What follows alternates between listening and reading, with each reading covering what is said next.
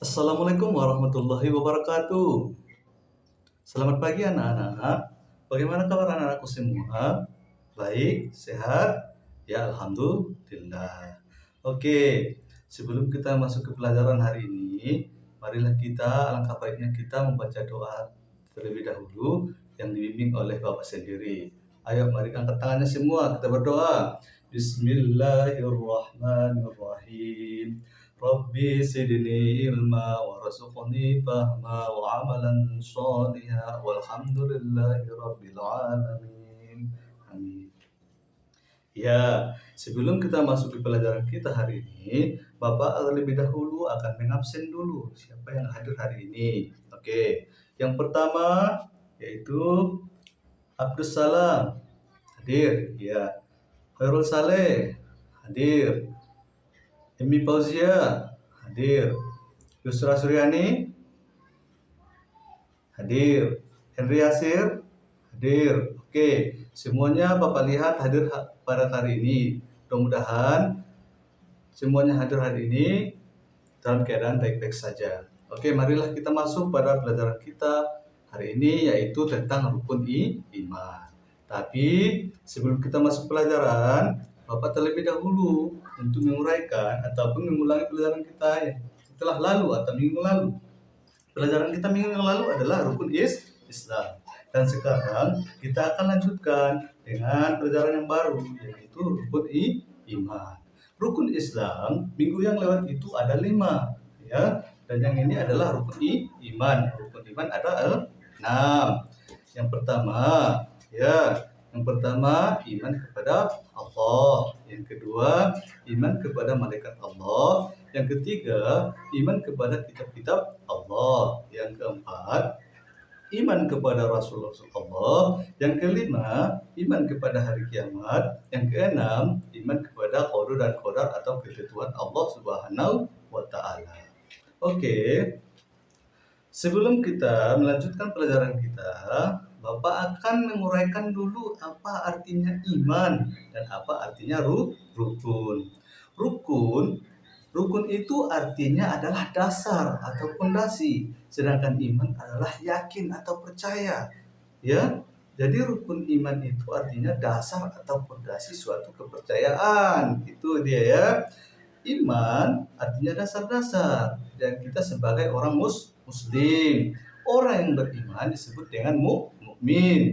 Sebagai seorang Islam, kita harus beriman kepada Allah Subhanahu wa taala. Jadi tadi rukun artinya dasar, sedangkan iman artinya percaya. Berarti rukun iman itu artinya adalah dasar atau fondasi percaya kita. Yang pertama, rukun imannya itu iman kepada Allah, berarti kita percaya kepada Allah. Iman kepada malaikat berarti percaya kepada malaikat, gitu ya. Oke, biar Bapak jelaskan maknanya satu persatu biar tidak rancau ya anak-anakku semua. Oke, yang pertama ada yang namanya rukun iman. Yang pertama tadi itu adalah iman kepada Allah. Iman kepada Allah maknanya kita harus percaya bahwa Allah itu ada, ya. Allah itu ada.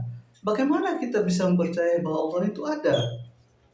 Kita bisa percaya bahwa Allah itu ada, kita bisa melihat dari alam semesta atau dari ciptaannya Allah itu sendiri. Ya, adanya langit, bumi, matahari, alam semesta. Siapakah yang menciptakan itu semua? Ya, Allah. Siapakah yang menciptakan dirimu? Allah. Siapakah yang menciptakan langit? Allah. Semuanya Allah. Nah, dari sinilah kita bisa mempercayai bahwa Allah itu ada. Iman kepada Allah yang pertama. Dan yang kedua adalah iman kepada malaikat. Artinya apa? Kita harus mempercayai bahwa Allah itu telah mengutus para malaikat di bumi ini dan bertugas untuk mengawasi makhluk-makhluknya, ya. Seperti kita ketahui, manusia itu di samping kiri kanannya ada malaikat, 2 malaikat, Raqib dan Atid, yaitu mencatat amal baik dan amal buruk manusia. Dan ada lagi kita ketahui bahwa ada malaikat yang paling serem. Ya, malaikat apa kira-kira itu? Ya, malaikat Israel. Malaikat Israel itu bertugas untuk mencabut nyawa manusia, mencabut nyawa dia ya. Oke. Jadi yang ketiga iman kepada Rasul. Iman kepada Rasul artinya kita harus percaya kepada nabi dan rasul yang telah diutus Allah ke bumi ini untuk menyalurkan ataupun mengajarkan ajaran Islam, ajaran-ajaran agama Allah di muka bumi ini, dan mempercayai bahwasanya Nabi Muhammad SAW itu adalah rasul atau nabi yang terakhir.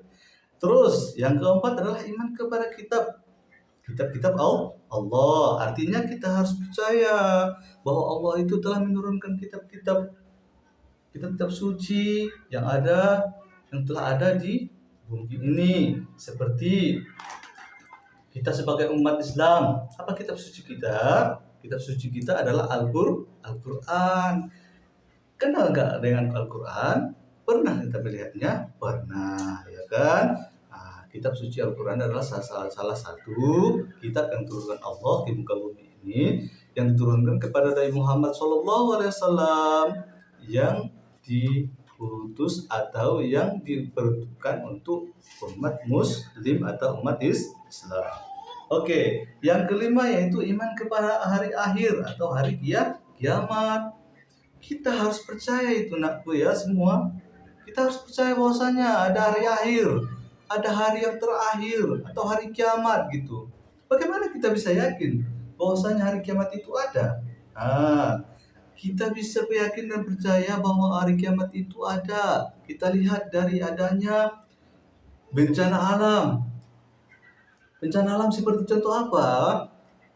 Adanya banjir, adanya gempa bumi, tsunami, gunung Merapi meletus, dan adanya juga kematian.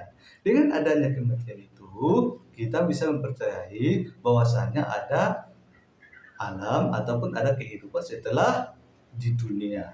Ya, di situ kita bisa percaya bahwasanya hari kiamat itu ada. Dan yang terakhir adalah iman kepada qada dan qadar.